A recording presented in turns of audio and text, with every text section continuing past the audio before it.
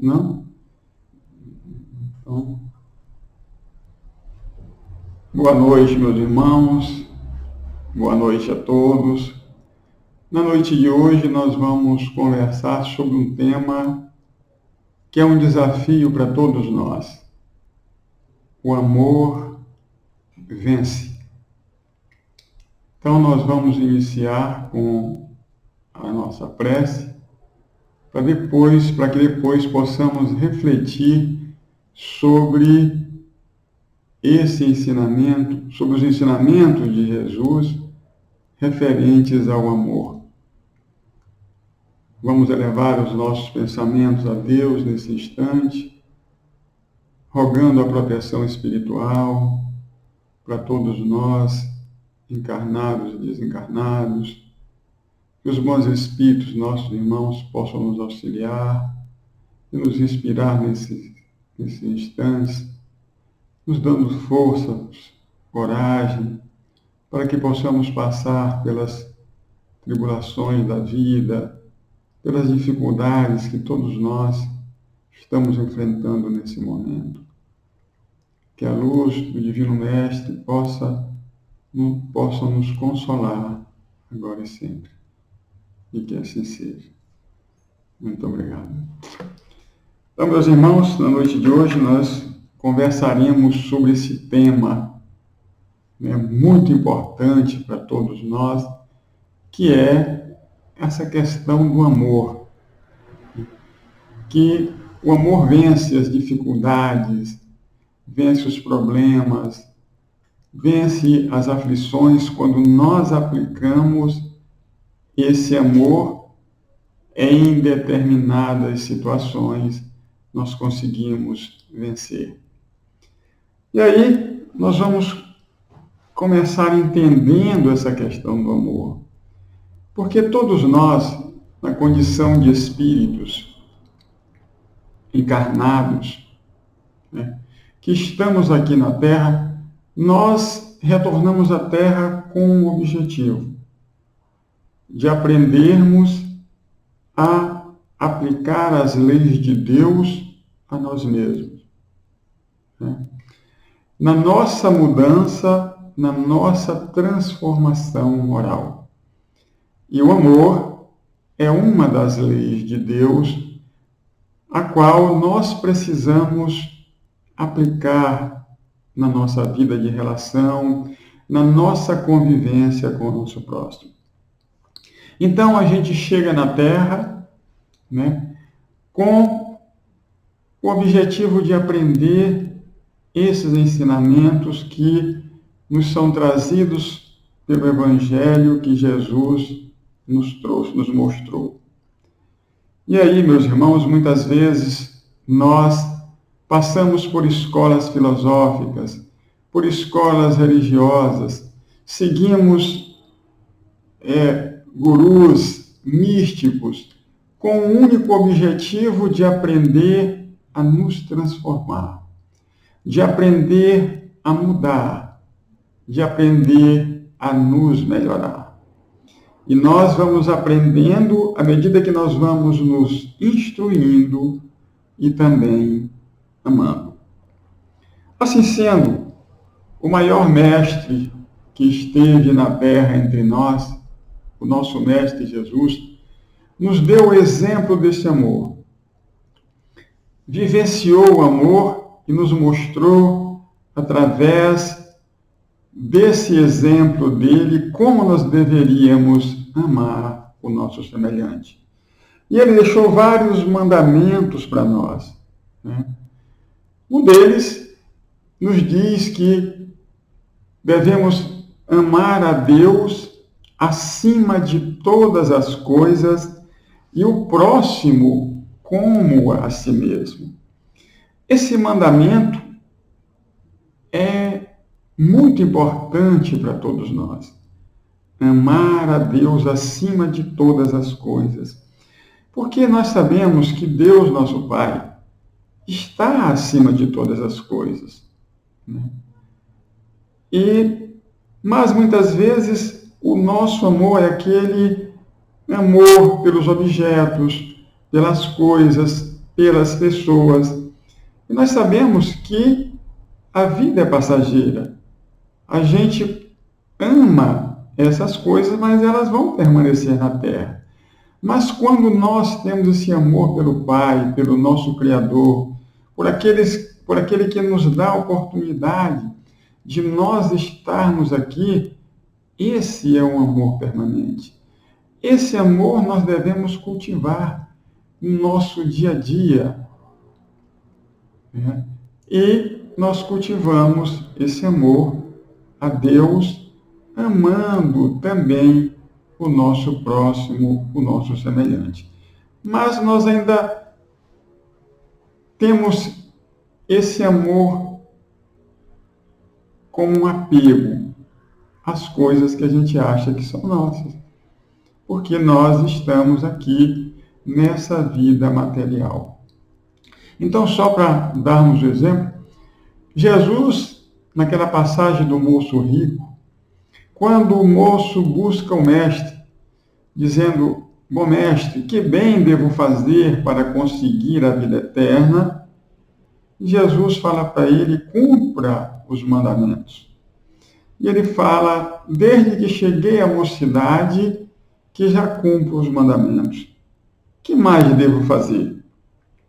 Porém, Jesus, que conhecia o pensamento daquele jovem, Jesus que sabia, que via o coração daquele mancebo, disse a ele: então vai, vende tudo o que tens, distribui com os pobres e depois vem e segue-me. E o jovem, que possuía muitos bens, muitas coisas, tinha um apego material, mas também um apego emocional. Esse jovem deixou para um outro momento para seguir o Mestre. Então, às vezes, esse nosso apego a essas coisas, da matéria, nos causa certa dependência com relação àquilo que a gente acha que é nosso. Então, esse amor a Deus, nosso Pai, nós devemos trabalhar em nós. Reconhecer essa superioridade do Pai, essa bondade com que Ele ama a todos nós, independente dos nossos defeitos, independente dos problemas pelos quais nós passamos, o Pai sempre vai nos amar.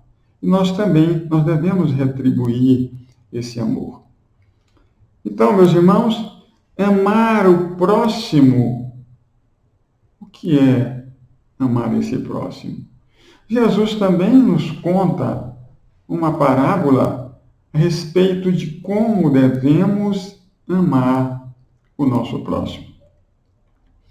Então, na parábola do bom samaritano, quando o doutor da lei questiona Jesus a respeito de quem é o próximo, Jesus conta para ele uma parábola. Não diz para ele quem é o próximo, mas conta uma história para que ele tire as suas próprias conclusões a respeito de quem é o seu próximo. Então, Jesus conta aquela parábola que todos nós conhecemos. A parábola do bom samaritano, quando um homem, que descia de Jerusalém para Jericó, foi atacado por ladrões e despojado de todos os seus bens, ficando ferido ali naquele lugar. E por aquele local passou um levita e também passou um padre. Passou um sacerdote por aquele local, mas foram indiferentes àquele homem que estava caído. E foram embora. Mas o samaritano, que era considerado herético, ao passar por aquele local, foi tomado de íntima compaixão e se aproximou daquele irmão que estava caído, o assistiu colocou remédio nas suas feridas, colocou óleo nas suas feridas e vinho, colocou aquele homem no seu cavalo e levou até uma hospedaria. E depois prosseguiu viagem, falando ao dono da hospedaria que cuidasse daquele homem até que ele voltasse. E assim que ele voltasse, se o dono da hospedaria tivesse gasto mais do que ele havia deixado, que ele complementaria com o restante. Então a gente vê aí que Jesus conta essa parábola e pergunta ao doutor da lei quem ele acharia que era o próximo daquele que estava caído. E ele disse, aquele que foi tomado de compaixão. Mas essa parábola ela é muito interessante, ela tem muitos ângulos quando nós vamos interpretar, porque também nós devemos considerar aquele que hospedou o homem, aquele homem que estava ferido. Porque ele ficou responsável pelo ferido, o outro foi embora e deixou sobre a responsabilidade, sobre os cuidados dele. Aquele que hospedou também praticou a caridade. Não conhecia, aquela pessoa que foi assaltada, mas ele também praticou a caridade. Então, às vezes, meus irmãos, nós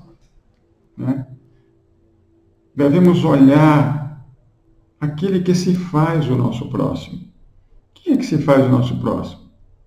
É aquela pessoa que está necessitada do nosso conselho, do nosso auxílio, de uma assistência espiritual.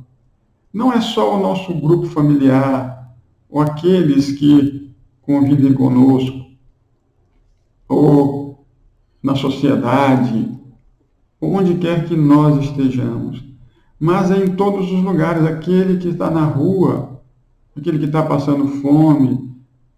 Então, esse é o nosso próximo. É assim que Jesus nos ensina.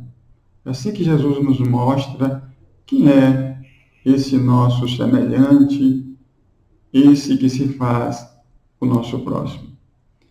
Então, mas nós devemos também amar a nós mesmos. Amar a Deus sobre todas as coisas e o próximo como a si mesmo. E como é que nós nos amamos? Será que nós já conseguimos nos amar? Porém, uma certeza nós temos, que o nosso amor é um amor limitado. Nós conseguimos amar até determinado ponto. Então, nosso amor chega até determinadas situações. Às vezes, nós dizemos que amamos alguém, uma pessoa querida, conhecida, nossa, pertence ao nosso grupo, mas quando essa pessoa começa a pensar de um modo diferente, ela começa a ter opiniões divergentes da nossa, o nosso amor sofre um abalo. Por quê? Porque o nosso amor ele ainda é muito limitado àquilo que nós já conseguimos fazer. Aquilo que nós já podemos alcançar. Às vezes até na prática da caridade mesmo, quando alguém dá uma opinião sobre como melhorar um trabalho, ou melhorar aquilo que nós estamos fazendo, geralmente nós vamos colocando aquela pessoa de lado em razão do nosso amor ainda egoísta. Às vezes a gente não aceita a opinião do outro e muitas vezes a gente coloca aquele outro de lado porque começou a pensar diferente daquilo que nós pensamos. Então, o nosso amor né, ainda tem esse limite. Nós amamos ainda as atitudes do outro que combinam conosco. Nós projetamos no outro o nosso amor. Se ele faz tudo de acordo com aquilo que nós pensamos, com aquilo que nós mandamos, a gente o ama. Porém, quando ele passa a fazer algo diferente, nós geralmente o colocamos de lado. Então, o nosso amor, ele ainda sofre grandemente esse limite de entendimento, uma vez que a nossa imperfeição ainda é muito grande com relação ao amor e a outras questões. Mas Jesus, o nosso Mestre, que nos deu o exemplo de como amar, ele nos traz um outro mandamento. Ele nos diz, quando da sua estada com os apóstolos, na última ceia, né? João, do capítulo 13 ao capítulo 17, narra esses episódios com muita propriedade. E ali Jesus vai falando na última ceia que ele teria que ir a Jerusalém para cumprir aquilo que estava destinado. Tinha chegado a hora do seu testemunho. E Pedro disse que iria com ele. Pedro disse que o amava, que faria, que dava a vida por Jesus. Mas o Mestre diz para ele, Pedro, porque Pedro naquele momento quis parecer, né, que era o máximo, né, que acompanharia Jesus em qualquer situação. Mas Jesus disse para ele, Pedro, hoje mesmo tu me negarás por 3 vezes. E Jesus, então, naquele instante que está ali reunido com os apóstolos, dá algumas orientações para os apóstolos. Né? Entre elas, ele dá um exemplo de humildade quando ele lava os pés dos apóstolos. Depois ele fala das muitas moradas na casa do Pai. Depois ele fala que enviaria um outro Consolador, que esse Consolador ficaria eternamente convosco. E ele dá vários ensinamentos naquele momento. Mas também ele promete um novo mandamento. E nesse novo mandamento, ele diz que nós devemos amar. O novo mandamento vos dou, que vos ameis uns aos outros como eu vos amei. Então ele nos dá esse novo mandamento que diverge um pouco do anterior, né? Do mandamento que nós já conhecíamos. Porque esse outro mandamento, o amar a Deus sobre todas as coisas e o próximo como a si mesmo, é um mandamento que já era conhecido desde o tempo de Moisés. Se encontra lá em Êxodo, no capítulo 20. Ele já era conhecido. Agora Jesus deixa um novo mandamento, que vos ameis uns aos outros como eu vos amo, da maneira com que eu os amo. Então ele amplia o mandamento anterior, colocando agora não mais nós em relação ao outro, mas ele como referência maior, como ele nos ensinou a amar, a maneira que ele nos mostrou como devemos amar, sem orgulho, sem julgamento, sem cobranças, mas amar o outro do jeito que ele é, do jeito que ele se apresenta, com defeitos, com vícios, com paixões, assim como nós também temos essas imperfeições em nós. Então o Mestre vem e nos dá essa nova diretriz, que passemos a nos amar. Mas essa diretriz não foi somente para aquele grupo, porque Jesus ele fala para toda a humanidade. Os ensinamentos dele, que ele nos trouxe, é para toda a humanidade. Mas Jesus chega vai preso, né? Chegando em Jerusalém, ele é preso, né? E Pedro se encontra por ali. Pedro não saiu daquele local, né? Ele acompanhou o que estava ocorrendo, né? E ficou próximo vendo o que se sucedia. Jesus foi levado à presença de Caifás e se encontrava ali. Então, quando ele se encontrava por ali, uma serva da casa olha o Pedro e reconhece ele. E ela pergunta: não és tu um dos companheiros deste homem? E Pedro, naquele momento, que se sentiu descoberto ali no meio, ele ficou um tanto aflito, fala: não, eu nem conheço esse homem.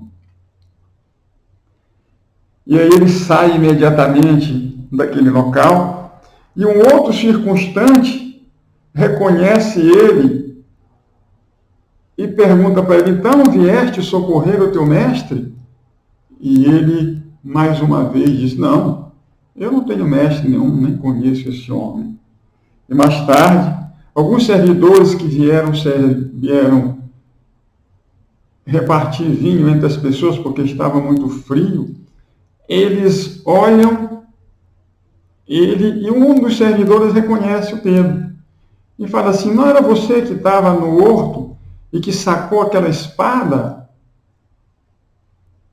Empunhou aquela espada contra nós? Pedro: não era eu. Negou o mestre pela terceira vez. E nesse momento, como Jesus havia dito para ele: tu vai me negar 3 vezes antes que o galo cante. E nesse momento o galo cantou. Mas Pedro, que se encontrava ali naquele instante, observando o que ocorria com Jesus, conta no livro A Boa Nova, no capítulo 26, que Pedro, ao olhar para a cela onde Jesus se encontrava, o olhar dos dois se cruza.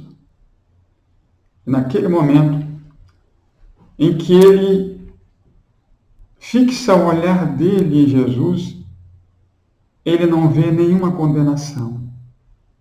Ele não vê nenhuma reprimenda por parte do Mestre. Ele vê apenas um olhar sereno, um olhar de doçura, um olhar de amor para com o apóstolo querido, para com ele que havia convivido com Jesus durante 3 anos. Mas aquele olhar ficou marcado para sempre no coração de Pedro e na sua consciência. Então, meus irmãos, nós vemos aqui esse exemplo que Jesus traz para todos nós da maneira como nós devemos amar os nossos irmãos. É claro que deve-se aí levar em consideração a nossa condição, o nosso nível evolutivo. Mas, após narrarmos esses fatos da vida do Mestre, nós vamos trazer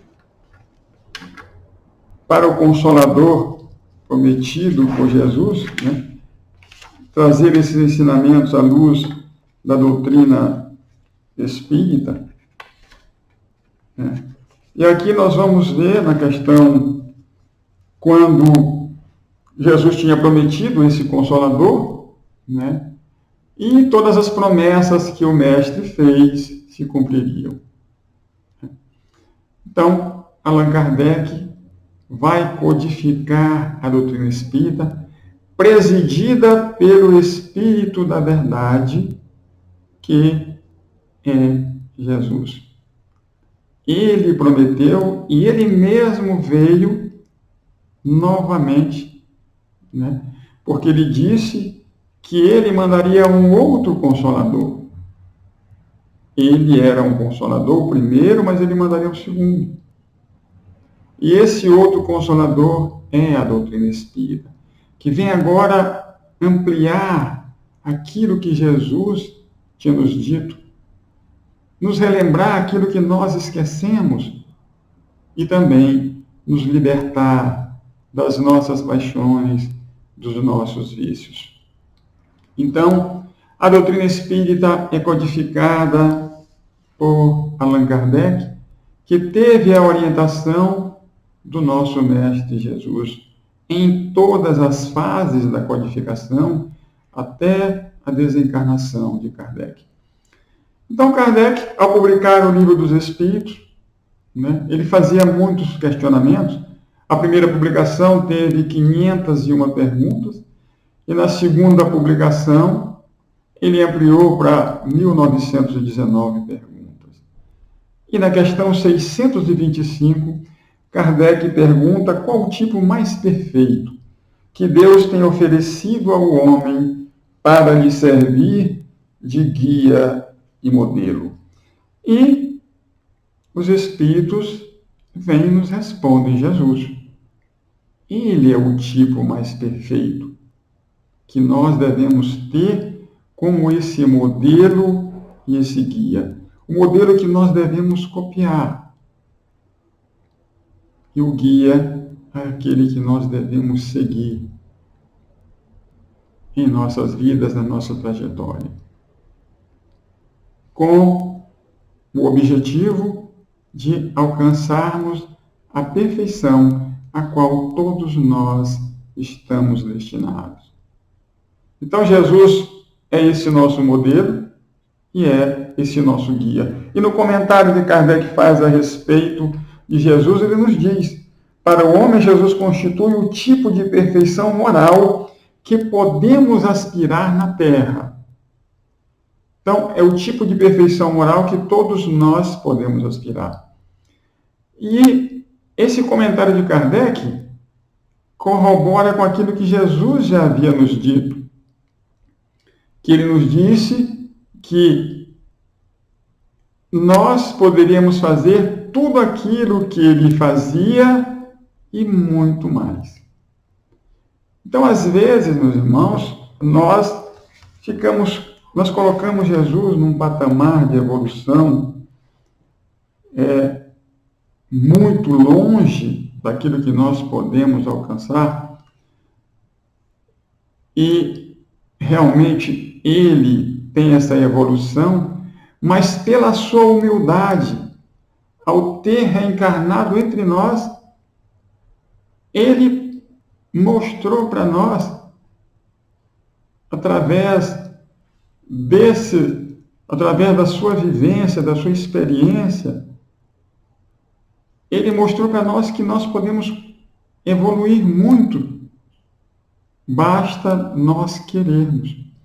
Basta nós seguirmos aquilo que a trajetória, o caminho que ele traçou na Terra. Às vezes a gente diz que Jesus não chorou, né? Porque ele é um espírito superior. A gente diz que Jesus não chorou, que ele não tinha emoção, que o corpo dele é fluídico, que ele não sentiu dor. Mas, na verdade, meus irmãos, Jesus chorou muitas vezes, se entristeceu. Jesus estava num corpo humano. Apesar da sua evolução, ele tinha os sentimentos humanos.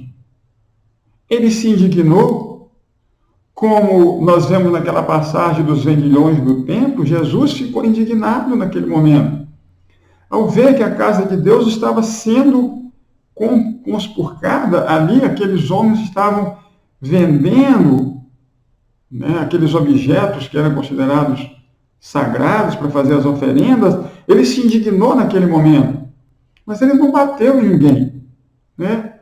Ele não deu chicotada em um e no outro, ele não bateu em ninguém, mas ele ficou indignado, sim, com aquela situação.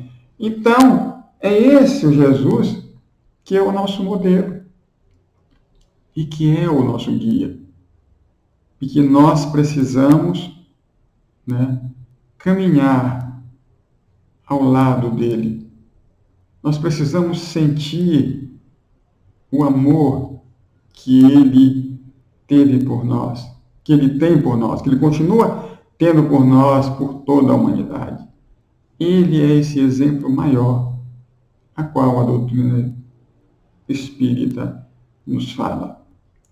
Então, esses ensinamentos do Mestre precisam estar na nossa vida, no dia a dia, no nosso relacionamento com as pessoas, com os nossos irmãos, com qualquer que seja nossos irmãos, independente da sua condição, independente de onde ele viva, todos nós somos irmãos em Deus, nosso Pai, em Cristo Jesus e em Deus, porque todos nós somos filhos de Deus.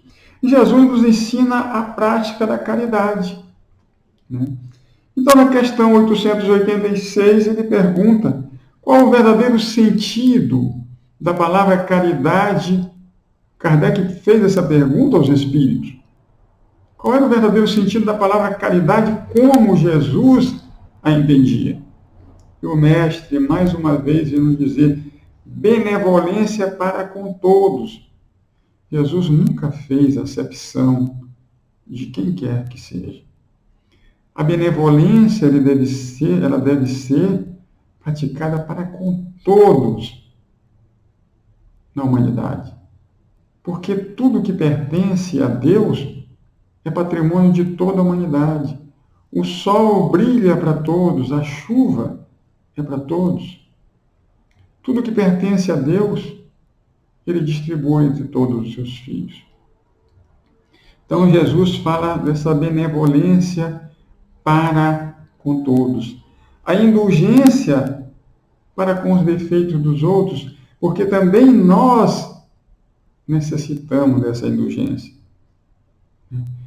Quando nós nos relacionamos com o nosso semelhante, né, nós também precisamos de indulgência com os nossos defeitos, com os nossos erros. Muitas vezes a gente vê um cisco no olho do outro e não vê uma trave que está no nosso olho. E o perdão que todos nós conhecemos, né? Perdão das ofensas. Esse perdão que Jesus nos mostra que deve ser empregado por nós sem limite. Porque todos nós, quando fazemos a oração do Pai Nosso, condicionamos esse perdão quando nós dizemos perdoar a Deus,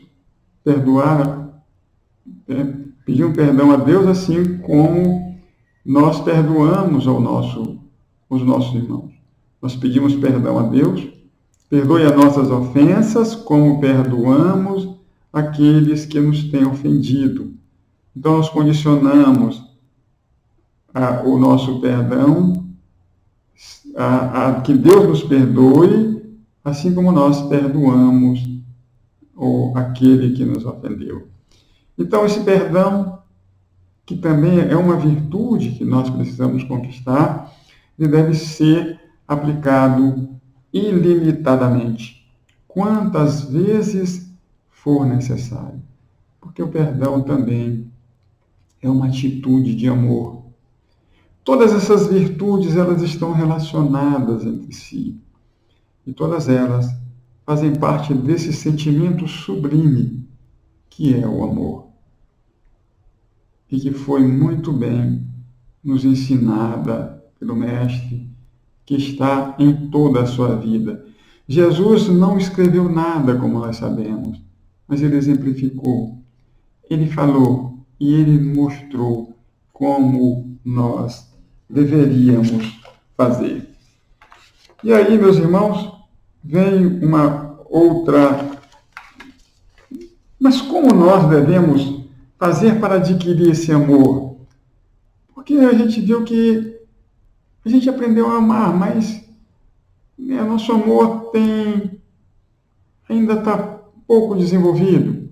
Apesar de Jesus ter nos falado muitas vezes, mas a gente não vê nós colocando em prática aquilo que o Mestre nos ensinou. A doutrina espírita vem e nos fala como devemos fazer, mas a gente ainda continua titubeando. Às vezes a gente gosta só de uns, não gosta de outros. Gosta de uns, odeia outros. Então esse nosso amor ainda está muito deficiente. Mas como nós podemos fazer para aprender a desenvolver isso com maior segurança?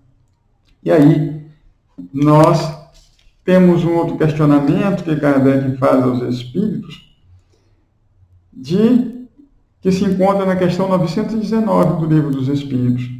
Qual o meio prático mais eficaz que tem o homem de se melhorar nesta vida e de resistir à atração do mal?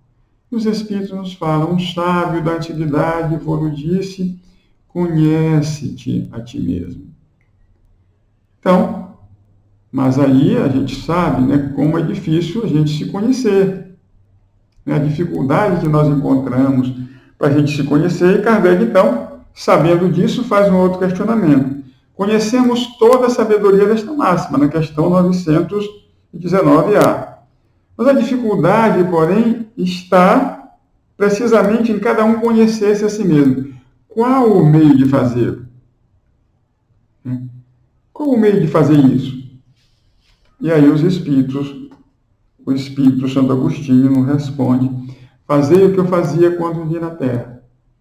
Todas as noites, eu, antes de dormir, me questionava, me perguntava se eu tinha aproveitado bem aquele dia, tinha perdido a oportunidade de fazer a caridade, se alguém tinha qualquer queixa de mim, e foi assim que eu cheguei a me conhecer. Então, essa resposta é muito ampla. Nós vamos falar apenas desse início aqui, mas nós também podemos nos questionar. Aprender a nos conhecer. Como é que está o nosso relacionamento na nossa casa? Com o nosso familiar, com os nossos filhos, com a nossa esposa, com o nosso marido? Como é que está a nossa convivência no nosso trabalho, com aqueles que convivem conosco por bastante tempo? Como é que nós estamos procedendo durante o dia, no trânsito, na rua, onde quer que nós nos encontramos? Como é que nós estamos agindo no dia a dia? Como é que nós estamos nos comportando com o outro? Como é que nós estamos olhando para nossas emoções, para as nossas reações, para as diversas dificuldades que nós temos ainda?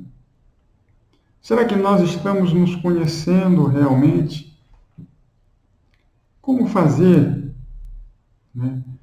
para a cada dia a gente ir melhorando um pouquinho mais? É nos observando,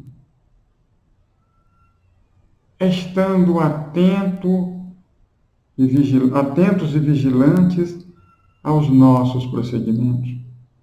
Não nos deixar dominar pela raiva, pelo ódio, pelo ciúme. A gente sabe que são emoções que surgem repentinamente e que às vezes a gente não tem como controlar. Mas nós podemos agir procurando domar, procurando educar essas nossas reações e avaliar a cada dia. É claro que, apesar da gente conhecer esse ensinamento, nós ainda temos essa dificuldade de fazer essa avaliação. É mais fácil a gente falar do que a gente fazer. Mas essa, como nos diz na própria resposta, é a chave do nosso progresso individual. E nós, meus irmãos, nesse momento, precisamos ter urgência em nos conhecermos, porque o tempo está passando rapidamente. O planeta está passando por essa transição que nós vemos estar acelerada. Então, se nós ficarmos aqui sem olhar para nós, sem mudarmos, sem nos transformar, nós vamos precisar voltar outras vezes para reaprender aquilo que nós não conseguimos aprender nesse momento, que nós estamos tendo a oportunidade.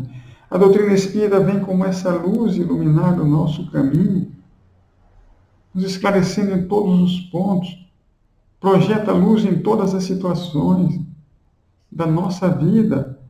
Onde nós procurarmos, a doutrina espírita vai lá e tem uma orientação para todos nós, e já temos essa consciência da realidade espiritual, de que nós sobrevivemos além da morte, que nós continuamos, que a nossa vida continua numa outra dimensão, que nós não morremos, o que morre é apenas o nosso corpo. Nós somos seres imortais, espíritos imortais. Então, aproveitemos esse momento, principalmente agora que estamos atravessando uma dificuldade muito grande, a dificuldade dessa pandemia que tem ceifado centenas de vidas diariamente, milhares de vidas até,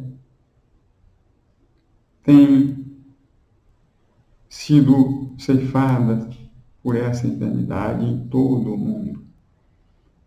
Muitos de nossos familiares têm morrido de repente.